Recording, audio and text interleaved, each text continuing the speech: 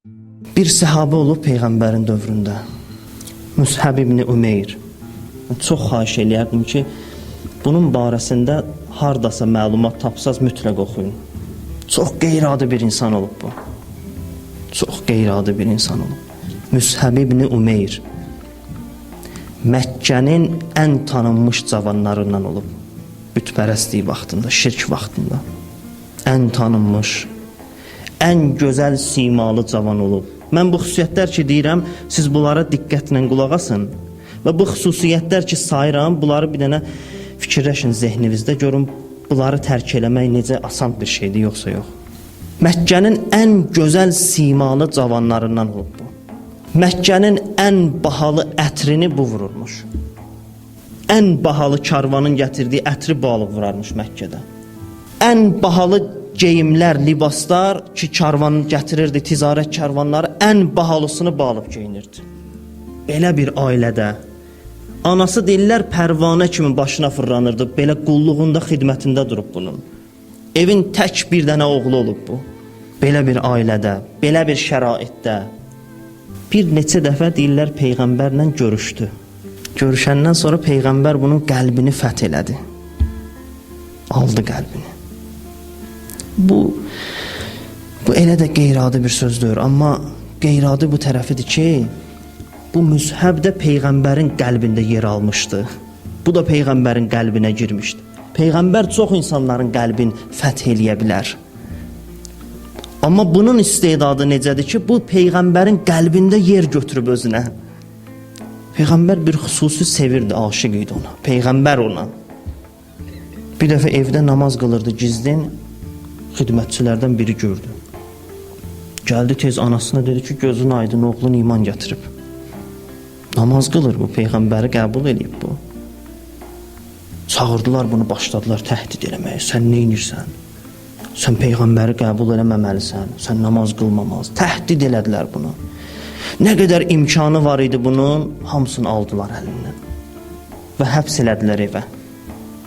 Evdən çölə çıxmağa qoymadılar. Bu neynədi? Qaçdı evdən. Qaçdı, gəldi, qoşuldu Peyğəmbərə.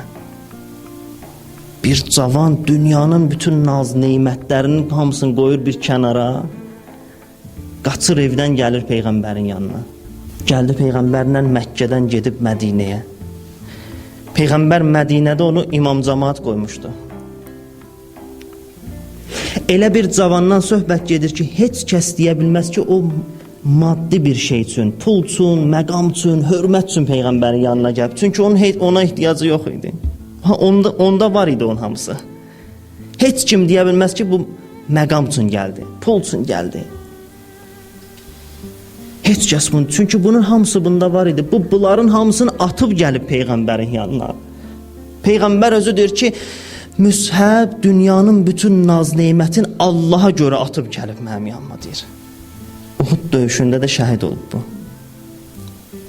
Əli əleyhissalam bunu nəql edir, deyir, Uhudda əyləşmişdim Peyğəmbərlə. Peyğəmbər gördü ki, bu Müshəb gəlir. Çox köhnə bir paltar geyinmişdi. Bir vaxt ən bahalı paltar geyinən Müshəb, indi köhnə bir paltar, Əli əleyhissalam deyir, o qədər köhnə idi ki, əbasında gördüm neçə dənə yamaq var. Cırılıb tikiblər, belə köhnə paltar geyinib. Gəlir, Peyğəmbər deyir, baxdı Müshəbə, baxandan sonra başladı ağlamağa.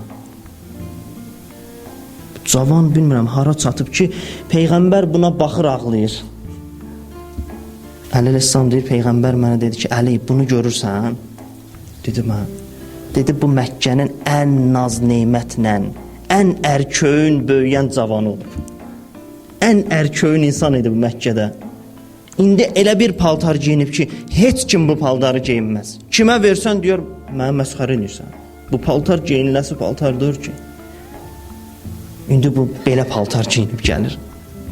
Döyüşdü, şəhid oldu, Peyğəmbər özü də gəlmişdi başının üstünə. Bastırdılar, Peyğəmbərin yanında şəhid oldu. Peyğəmbər belə cavanlar yetişdirib. Belə istedadlı cavanlar. Hardan çıxartdı Peyğəmbər bunları? Şirkin mərkəzindən çıxartdı.